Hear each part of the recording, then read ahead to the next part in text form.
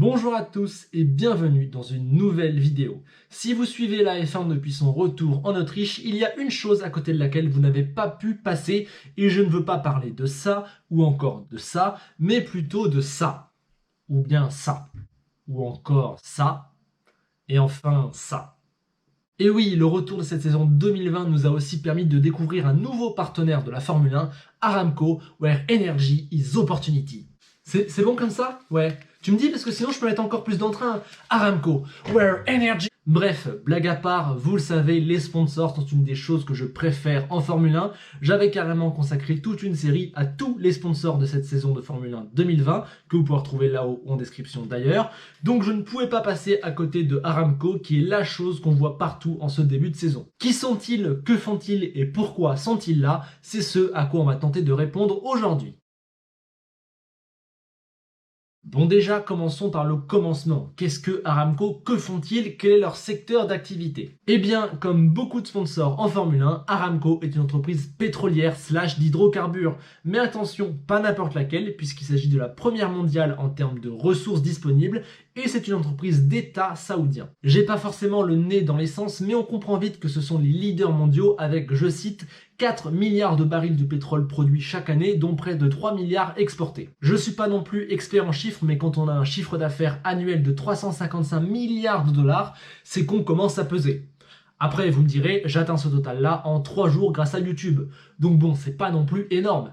Tout commence en 1933 quand le gouvernement saoudien conclut un accord pour acheter une filiale du groupe américain Standard Oil of California afin d'enfin pouvoir exploiter son propre or noir. Mais au début, ça marche pas forcément très bien. Les 6 premiers puits creusés ne rapportent pas assez d'argent et l'entreprise est proche de déposer le bilan, mais on décide d'en creuser un 7e et là, bingo. Le gisement d'Aman No. 7, plus profond et mieux placé, offre enfin des ressources en abondance et l'Arabie Saoudite peut enfin exporter son propre pétrole. Et c'est en 1944 que l'entreprise change de nom pour s'appeler Aramco, la contraction de Arabian American Oil Company.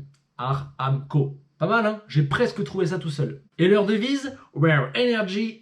Ok, j'arrête. Je vous passe rapidement la suite, mais, entre autres, les États-Unis s'engagent à protéger la dynastie des Saouds en l'échange d'un accès à leurs réserves pétrolières, ce qui fera rapidement grandir Aramco. Le gouvernement saoudien nationalise l'entreprise en 1980, Aramco étend sa zone d'activité en s'associant notamment avec Total, bref, le développement d'un des géants du pétrole. Après avoir posé les bases de ce qu'était Aramco, venons-en enfin à ses liens avec la Formule 1. On pouvait s'en douter vu la place qu'il occupe sur la grille, mais Aramco n'a pas noué un petit partenariat avec la Formule 1, on parle même d'un partenaire majeur. Aramco est officiellement devenu le 6e partenaire majeur de la Formule 1. D'ailleurs, petit jeu, vous avez 10 secondes pour retrouver les 5 autres. C'était DHL, Pirelli, Rolex, Emirates et Heineken. Mais alors, qu'est-ce que ça veut dire être un partenaire majeur de la Formule 1? Eh bien, c'est pas forcément spécifié, mais on peut savoir que ce sont les entreprises qui travaillent au plus proche avec la Formule 1 et qui ont droit à une exposition médiatique énorme, notamment des renommages de Grand Prix. Par exemple, l'an dernier, on a eu droit au Rolex Grand Prix de Hongrie, au Emirates Grand Premio de España, au Heineken Grand Prix de Chine, et donc cette année, on a pour le moment eu le Rolex Grand Prix d'Autriche, le Pirelli Grand Prix de Styrie et l'Aramco Grand Prix de Hongrie. Le fait d'être un partenaire majeur de la F1 permet aussi de sponsoriser d'autres programmes qui sont produits par la F1. Pendant le confinement, on a notamment vu le Heineken Legend Challenge où Nico Rosberg, David Coulthard ou encore Roberto Carlos se sont affrontés dans du e-sport. Tiens, maintenant que j'y pense, c'est pas eux qu'on a vu faire une petite pub déguisée en faux encouragement lors du dernier Grand Prix? Je me disais bien.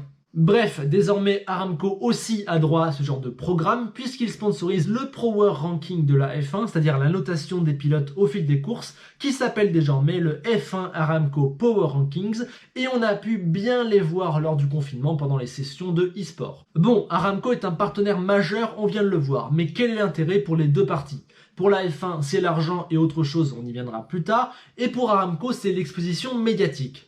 À moins que l'État saoudien ait d'autres idées en tête. Et oui, depuis l'arrivée du Grand Prix de Bahreïn en 2006, les autres pays de cette région du monde ont tous envie d'accueillir leur Grand Prix de F1. Là-bas règne une guerre d'images qui se traduit aussi beaucoup par des investissements sportifs, par exemple dans le foot ou dans le vélo. Bref, la F1 n'y échappe pas non plus et l'Arabie Saoudite nourrit un projet fou. En début d'année a été annoncé qu'un immense complexe de divertissement allait se construire à Qiddiya, non loin de Riyad, la capitale. L'idée est de construire tout ce qui est possible et imaginable dans le monde du divertissement, et notamment un circuit de Formule 1 qui aurait le grade 1, la fameuse certification nécessaire pour pouvoir rouler en Formule 1. Le projet est juste faramineux. Je cite Mike Renninger, le patron de la Qiddiya Investment Company. Il y a en toile de fond une falaise de 200 mètres, puis le circuit comporte deux zones.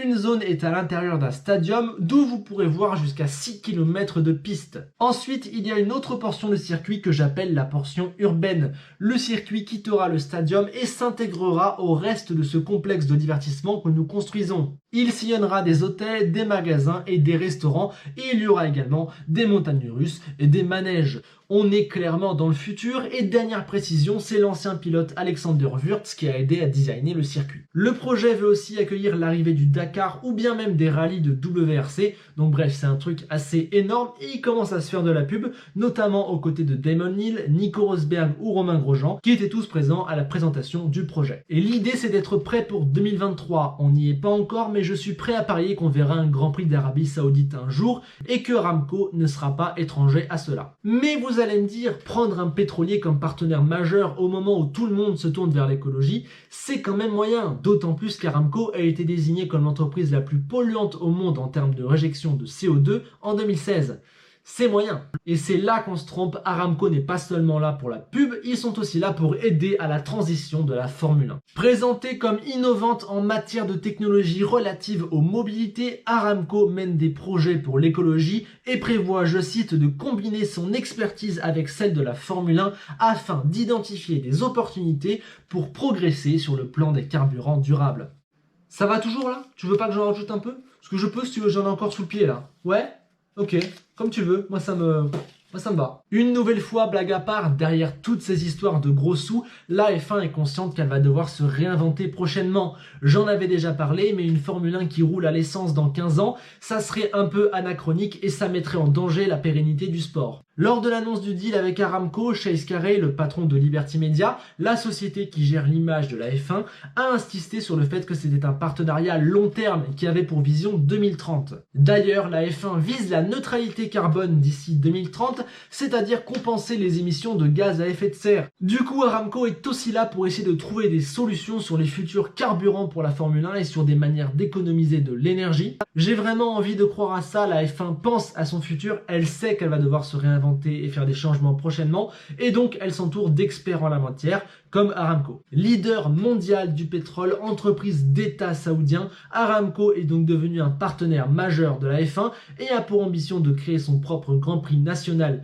d'ici quelques années et sera également un des acteurs majeurs de la transition que doit prendre la Formule 1 si elle veut survivre au tournant des années 2030. Les imposants panneaux Aramco sont donc particulièrement intéressants et il aurait été dommage de continuer à les voir chaque week-end sans comprendre ce qu'ils signifient. Voilà mesdames et messieurs, c'est tout pour aujourd'hui. J'espère que cette vidéo vous aura plu et qu'elle vous aura appris des choses sur Aramco. Si vous avez de plus amples questions, posez-les dans les commentaires, je me ferai une joie d'y répondre. Les sponsors sont vraiment une des choses que je préfère en Formule 1 car c'est vraiment un monde opaque où se jouent plein d'accords très importants pour le futur de la Formule 1.